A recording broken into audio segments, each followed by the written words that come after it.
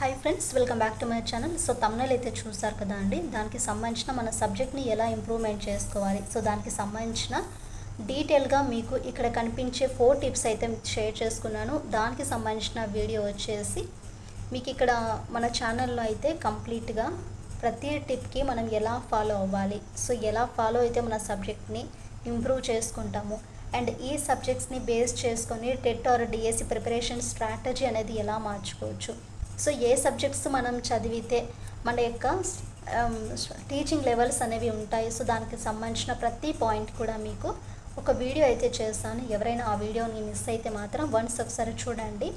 Freshers ఎవరైతే మనకు BEd are TTC చేసి ఇంకా ఇంట్లో ఉంటున్నారో సో వారికి సంబంధించి ఒక వీడియో అయితే చేస్తానండి.